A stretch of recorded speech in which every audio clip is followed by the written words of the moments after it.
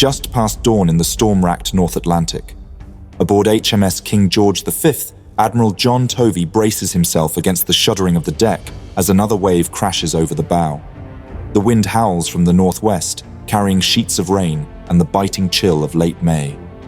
The seas are angry, but not as angry as the Royal Navy. Somewhere ahead, in the mist and grey light, the pride of Hitler's Kriegsmarine is limping. Bismarck, although damaged, is still afloat and still dangerous.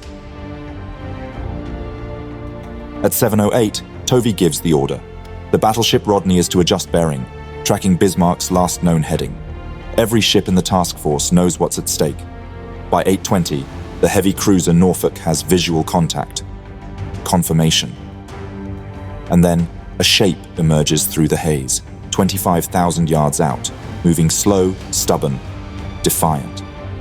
Enemy in sight, someone mutters. Tovey says nothing. His ships, King George V to port, Rodney to starboard, are in perfect formation, bearing down. At 8:47, Rodney opens fire. A minute later, King George V joins in. The final battle of the Bismarck has begun.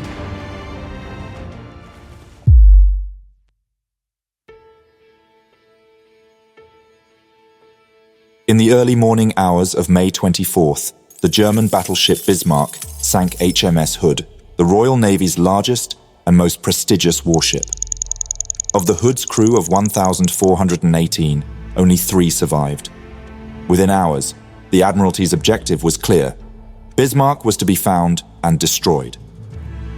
The Admiralty issued a direct and unambiguous order: sink the Bismarck. Every available British warship within reach was mobilized in pursuit, triggering one of the largest naval hunts in history. From Scapa Flow, Admiral Tovey's home fleet, including HMS King George V and the aircraft carrier Victorious, departed to intercept. From Gibraltar, Force H under Admiral James Somerville, including the carrier Ark Royal and battlecruiser Renown, began moving north. The heavy cruiser Norfolk and the shadowing Suffolk, both already trailing Bismarck, continued to report her movements. For the British, maintaining contact was the priority. For the Germans, evasion became the new mission. The Bismarck, alongside the heavy cruiser Prinz Eugen, had been dispatched on Operation Rheinübung, a breakout into the Atlantic to target Allied merchant shipping. The German command had intended to use both ships to disrupt the lifeline that kept Britain supplied with vital resources. But after the loss of the Hood, the nature of the mission changed. The Bismarck was now under threat of a massive Royal Navy response. Despite Bismarck's monumental victory, the battle had inflicted damage on the battleship, with Prince of Wales managing to land a critical hit. A 14-inch shell had punctured the ship's bow, causing a significant fuel leak and flooding compartments that reduced her speed and operational range. The ship had suffered internal damage and was unable to take on further fuel from tankers. Nevertheless, Bismarck remained a threat, now free, though compromised, to strike at British merchant shipping vital for Britain's survival. Admiral Günther Lutyens aboard Bismarck now faced a situation vastly different from what had been planned. Although reaching occupied France had always been a potential contingency, it now became a necessity rather than a strategic waypoint. Aware of Bismarck's growing vulnerabilities, particularly her diminishing fuel reserves, damaged forward compartments, and the prospect of further encounters with superior British forces, Lutyens opted to steer toward Brest. The port offered dry dock facilities and, crucially, the protective umbrella of the Luftwaffe. Repairs there could restore Bismarck to fighting condition, yet the path to Brest would carry Bismarck through waters swarming with British warships and patrolled from above. British heavy cruisers, Suffolk and Norfolk, both equipped with Type 284 radar, maintained shadow contact through the night of May 24th, operating in Arctic twilight and driving rain. With great skill in very difficult conditions, as later noted in official reports, these cruisers used radar to intermittently regain contact whenever visual sight was lost in snow and mist. They sent out continuous contact reports, guiding in reinforcements. To support the effort, reconnaissance aircraft were launched from bases in Iceland, such as Reykjavik and Kaldadanes, which served as forward patrol stations for Coastal Command flying boats. The Admiralty coordinated with Royal Navy vessels spread across the North Atlantic, not only Suffolk and Norfolk, but distant units from Halifax, or amidst escorting convoys, were redirected toward potential interception zones. Then, under cover of worsening weather and the dimming light of late evening on May 24th, Bismarck executed a sharp course change to the southeast. A deceptive maneuver. It was carried out just after a signal from the fleet commander aboard Bismarck to Prince Eugen, detailing the plan. During a rain squall, Bismarck would break eastward, while Prince Eugen would continue on course. The objective was to draw the shadowing cruisers away and allow each ship to operate independently. The maneuver worked. Bismarck slipped away, a disappearance that marked the beginning of the most anxious phase of the pursuit. For over 31 agonizing hours, the British Admiralty lost track of Bismarck. British forces, now spread over thousands of square miles, began to doubt whether they could locate her again before she reached France. Direction-finding stations detected intermittent radio transmissions from Bismarck, but triangulation was difficult. Fuel concerns also began to weigh on British planning. Some vessels might have to withdraw before an engagement if the chase went on much longer. Sources recount how Churchill himself paced restlessly, haunted by the consequences should Bismarck reach safety.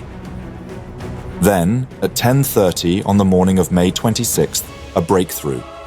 A Catalina patrol aircraft from Coastal Command spotted Bismarck roughly 700 nautical miles west of Brest, on a course toward the French coast.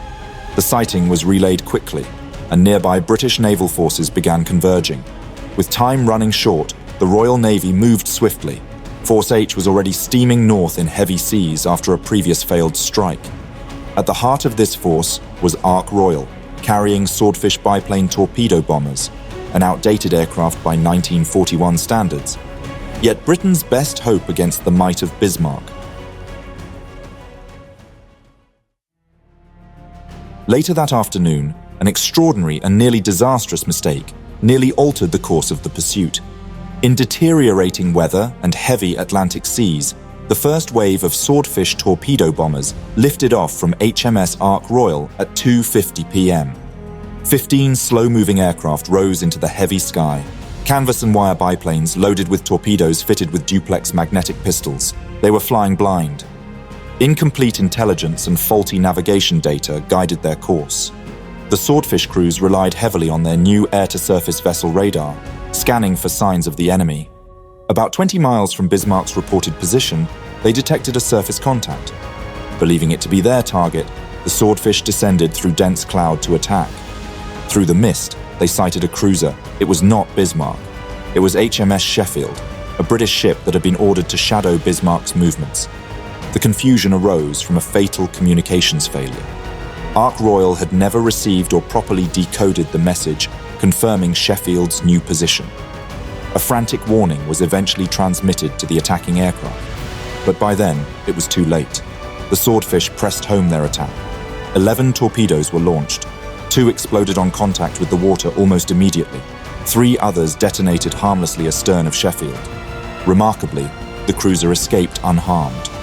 Sheffield's captain, Captain Charles Larkham, quickly recognized the aircraft as friendly once he saw their silhouettes at closer range. Rather than returning fire, he ordered full speed ahead and sharp, evasive maneuvers. The torpedoes churned past harmlessly in the heavy sea. It was a narrow escape.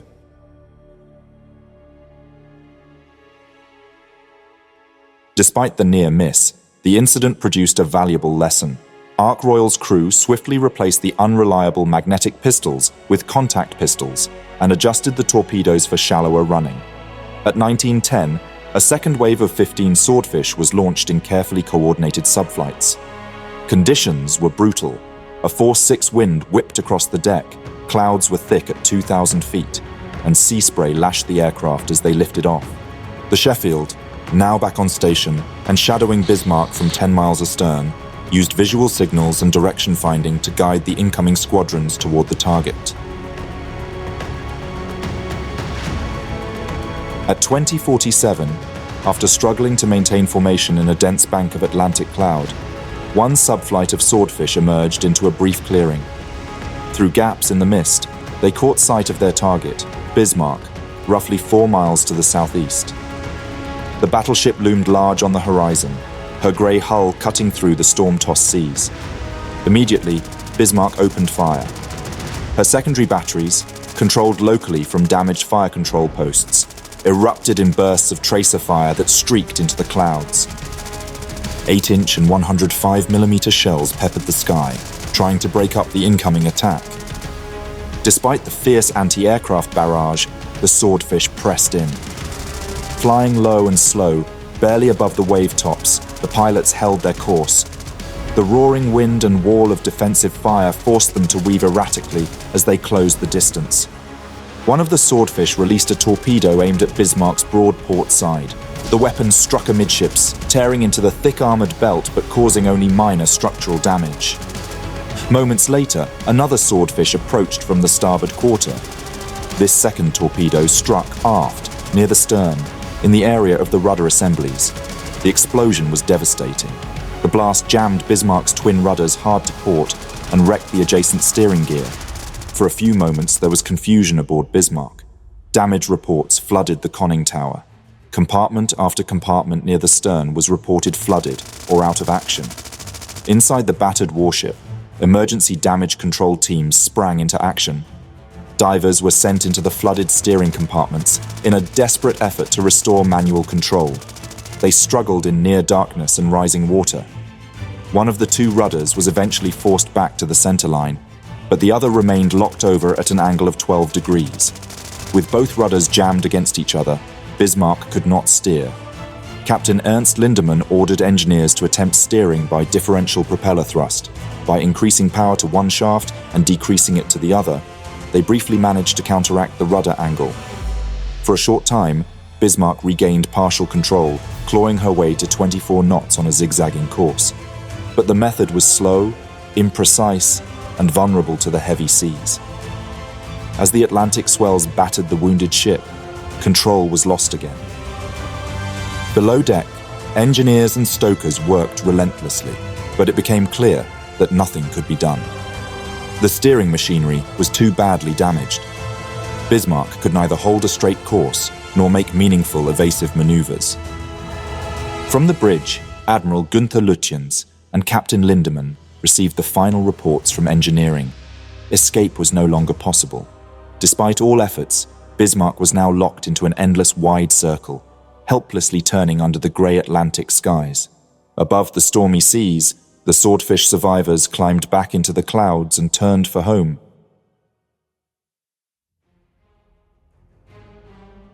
The British fleet, sensing their prey was trapped, moved in for the kill.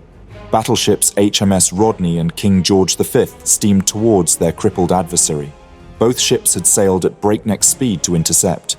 Rodney detached from convoy duty with a troopship east of Newfoundland, and King George V, Admiral Tovey's flagship, racing southward from the home fleet anchorage at Scapa Flow. Fuel levels were dangerously low, and there would be no second chance. Converging from the south was HMS Dorsetshire, a county-class cruiser ordered to intercept and finish the job if the battleships were unable to. HMS Norfolk and HMS Sheffield also moved into position, maintaining radar and visual contact. To the west, the destroyers of Captain Philip Vian's exhausted 4th Flotilla continued to harass Bismarck through the night, firing flares and torpedoes, keeping the pressure on her battered crew and ensuring she could not escape into the darkness. The net was closing fast. Bismarck's signal at 8:15 p.m. to Group West was terse. Ship no longer maneuverable. Another message followed at 11:52 p.m.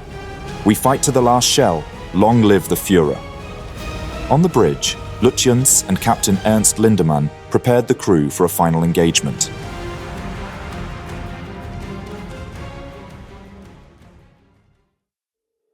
As the sun rose on the morning of May 27th, the Bismarck found herself surrounded.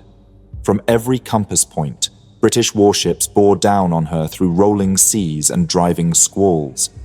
A northwesterly gale tore across the sea, scattering rain squalls, low clouds, and mist on the horizon. Bismarck's situation was desperate, but not yet hopeless. Her guns still worked, her hull still floated, and as long as she floated, she could fight. At 7:08, Admiral Tovey aboard HMS King George V ordered Rodney to adjusting bearings to conform with Bismarck's last known heading.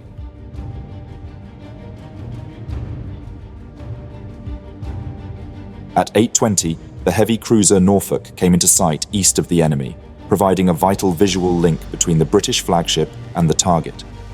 Then, at 8:43, Bismarck was spotted, 25,000 yards out, moving slowly into the wind. Tovey's ships, King George V to port and Rodney to starboard, formed a line abreast formation, about 1,600 yards apart, heading almost directly towards the German battleship. At 8:47, Rodney fired the opening salvo from her 9 16-inch guns. Columns of water shot 150 feet into the air. A minute later, King George V joined in with her 10 14-inch guns. The range was about 23,000 yards, or just over 21 kilometers. Bismarck, still moving at reduced speed and unable to steer, attempted to return fire with her forward turrets, Anton and Bruno. The odds were against her, 2 against 1, and from the outset, British firepower outmatched her. The German gunners got off several salvos, but their accuracy was poor. With each turn of her crippled hull, Bismarck's guns lost bearing and had to be readjusted. The ship was unable to maintain a stable firing solution. Meanwhile, the British capital ships closed the distance with each passing minute. Bismarck's first salvo fell short, splashing harmlessly into the sea ahead of Rodney. Her second salvo overcorrected, falling long. It wasn't until Bismarck's third salvo that she found her mark, straddling Rodney with shell splashes bracketing the ship. One shell landed just 20 yards off Rodney's starboard bow, close enough to send sheets of spray across her forecastle. Captain Frederick Dalrymple Hamilton immediately altered course slightly to starboard, narrowly avoiding what could have been a serious hit. Meanwhile, Rodney's own gunnery had steadily improved. At 8:54, her third salvo scored her first confirmed hit on Bismarck. A 16-inch shell slammed into the forward superstructure near the bridge area, smashing fire control instruments and starting fires across the upper decks. Within minutes, additional salvos would follow, pounding Bismarck with increasing accuracy and beginning the systematic destruction of the German battleship.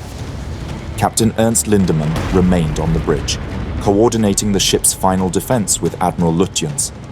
Orders continued to be issued, even as the communication systems failed. Shells tore into the fire control tower, jamming the rangefinders and damaging critical optics. With each hit, German command and coordination degraded further. Norfolk, stationed 22,000 yards to the north, joined the barrage, though the range was long and visibility limited. As the British ships surged closer, cordite smoke from their own broadsides billowed back across their decks. A following wind hampered spotting. Radar helped, but visibility was poor. At 8:59, King George V altered course to the south, with Rodney turning towards the Bismarck. The line abreast became a rough arc, the British battleships now converging from different angles. Inside Bismarck, things quickly unraveled. At approximately 9:02, Rodney's shells struck the forward turrets directly. Turret Bruno was disabled. 2 minutes later, Dorsetshire, arriving from the south, joined the engagement at 20,000 yards. But visual tracking was nearly impossible, and she had to check fire. At 9:05, King George V's secondary battery opened fire, but the smoke interference worsened. She was ordered to cease using her secondaries just minutes later. Mechanical failures added to the chaos. 3 of her 4 main turrets suffered breakdowns at various points, reducing her overall rate of fire by as much as 80% for critical minutes. Despite this, the sheer weight of British fire was crushing. As for Bismarck, turret Anton continued firing a few more salvos before falling silent, either due to a direct hit or internal mechanical failure. By 9:10, Bismarck's main battery was largely out of action. The secondary armament, 15cm and 10.5cm anti-aircraft and dual-purpose guns, continued to fire sporadically, but against enemy battleships, they were of little consequence. At approximately 9:12, a crucial blow was delivered by Rodney. One of her 16-inch shells slammed into Bismarck's foretop rangefinder, the forward fire control station, located high on the superstructure just above the bridge. The impact tore through the command center, killing key personnel and destroying the range-finding and targeting instruments essential for coordinating Bismarck's main battery. From that moment onward, the German battleship lost the ability to direct her gunfire in a centralized, coordinated manner. Turrets continued to fire, but their salvos were sporadic and poorly aimed, now relying only on local control without telemetry corrections or cross-deck communication. According to survivor Kapitänleutnant Burkhard von Mullenheim-Rechberg, this was the moment when Bismarck effectively ceased to function as a combat unit. Her once feared gunnery, accurate enough to destroy Hood days earlier, had been reduced to blind retaliation. At 9:16, both British battleships turned to the north, broadside on, unleashing a punishing storm of fire. Rodney closed to 8,600 yards. King George V, suffering temporary radar failures, held at 12,000. Meanwhile, Norfolk and Dorsetshire took up flanking positions and began firing from medium range. Although their 8-inch guns were lighter, they added to the constant pressure, targeting the battered upper works of the ship. Dorsetshire focused on the aft sections, including the hangars and secondary armament. Observers reported entire portions of the superstructure being blown away. Shell after shell crashed into Bismarck. Her superstructure collapsed. A fire raged amidships. Her mainmast fell. Bismarck's bridge was no longer recognizable. Survivors later described a scene of chaos, fires raging unchecked, bulkheads twisted, and men killed or wounded at their posts. Captain Lindemann reportedly gave the order to abandon ship sometime around 9:20, though there is debate as to whether it was ever received or relayed. By 9:25, Bismarck had ceased all offensive fire. Smoke billowed from multiple deck levels. Her radar and radio masts were destroyed. She was still afloat, but reduced to a drifting, burning hulk. The British battleships continued firing. Shells penetrated deeper into the hull, setting off explosions in the engineering spaces. Boilers were knocked offline. Some compartments began to flood. Crew members below decks attempted damage control but were overwhelmed. Fires and smoke cut off passageways. Power systems failed. The ship's internal layout, a strength in normal operations, now trapped many sailors inside. The secondary armament of both British ships joined in, sweeping Bismarck's decks. At 9:25, Tovey ordered King George V to alter course outwards and reduce speed to avoid overtaking the drifting target. Despite being out of action, Bismarck refused to sink. Her hull, compartmentalized and heavily armored, withstood the pounding. Rodney reportedly closed to within 3,000 yards, point-blank range for battleship guns, and fired directly into the ship's sides. At this distance, the kinetic force of the shells alone was catastrophic, even without full detonations. As British ammunition stocks began to run low, Admiral Tovey grew concerned. Rodney had already expended much of her heavy shells. King George V was similarly short on ordnance and low on fuel. At 10:15, with Bismarck now a flaming, broken hulk, her turrets silenced, her hull heaving in the swell, Tovey ordered the battleships to disengage. Fuel reserves were dangerously low. Rodney, in particular, was near her limit and had to begin the return voyage to base. The cruisers would finish the task. At 10:20, HMS Dorsetshire, closing in from the south, launched 2 torpedoes. Norfolk, closing from the north, fired 4 torpedoes. 2 were reported as possible hits. Damage reports indicated massive internal flooding and a severe list to port. Moments later, HMS Maori, one of the shadowing destroyers, launched another torpedo into the already stricken ship. Inside Bismarck, the order was finally given to scuttle. Chief Engineer Gerhard Junak, one of the few senior officers to survive, later recounted initiating the procedures, opening seacocks, setting scuttling charges. Explosions rocked the aft sections. Water flooded in rapidly. Dorsetshire then circled around Bismarck's bow and fired a final torpedo into her port side from just 2,600 yards away. That final torpedo did what the guns had not. It finished the ship.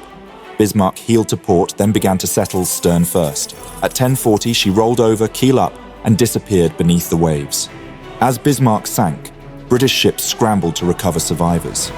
Dorsetshire and Maori picked up 110 men, including 4 officers, before a potential U-boat contact forced them to break off rescue efforts. Another 100 or so were later recovered by the German weather ship Sachsenwald. Out of over 2,200 crewmen, only 114 survived.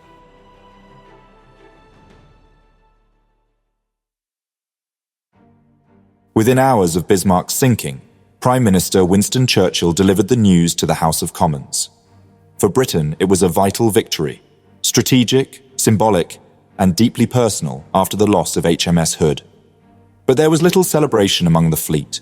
The battle had exposed the cost and complexity of modern naval warfare. It had taken over 50 warships, a dozen squadrons of aircraft, and an immense network of coordination to bring down a single battleship. British ships burned precious fuel and ammunition, often operating on the very edge of their endurance.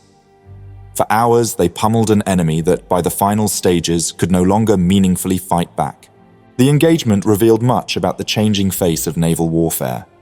It demonstrated that traditional surface actions, battleship against battleship, were becoming obsolete. Victory increasingly depended on air power, radar, signals intelligence, and multi-service coordination across vast distances. Meanwhile, across the Channel, the mood in Berlin shifted rapidly. Adolf Hitler, who had been buoyed by the destruction of Hood, was appalled by the loss of Bismarck. The near-total destruction of her crew struck a devastating blow to the prestige of the Kriegsmarine. In the aftermath, Hitler issued new orders. No major German surface unit was to sortie into the Atlantic again without his explicit authorization. Grand Admiral Erich Raeder's influence was badly weakened. The Kriegsmarine's ambitions to challenge British sea control with capital ships were quietly abandoned. As for Prince Eugen, she successfully detached during the chaos of the Denmark Strait action and continued her mission alone. She rendezvoused with the tanker Spichern to refuel, but found herself unable to attack Atlantic convoys effectively. Under orders from the Naval High Command, she turned east and made her way toward occupied France. On June 1, 1941, after evading British pursuit, Prince Eugen safely entered Brest, a rare bright spot for the battered Kriegsmarine. The surviving battleships, Tirpitz, Scharnhorst, and Gneisenau, were withdrawn to safer waters in Norway and France. Plans for future Atlantic surface raids were scrapped. Instead, Germany would increasingly rely on U-boats to wage its war on Allied shipping, a war of stealth, not battleships. Yet even this success would be short-lived. Brest would soon become a target of relentless British air raids, and the surviving German ships would live under constant threat. The Atlantic would remain a battleground, but it would be fought increasingly beneath the waves. I created documentaries about the story and fate of Germany's other major battleship Tirpitz and the fate of Scharnhorst. Consider checking those out if you enjoyed this video. Thank you for watching this video. Please leave a like. It really helps out the channel. If there is a topic, battle, or person you would like to know more about, let me know your thoughts in a comment. I would also like to thank all my patrons and channel members for their generous support. If you enjoy House of History and you want to support my work, consider joining me on Patreon. For just $1 per month, you will gain early access to all my videos without any in-video advertisements. Don't forget to subscribe. See you next time.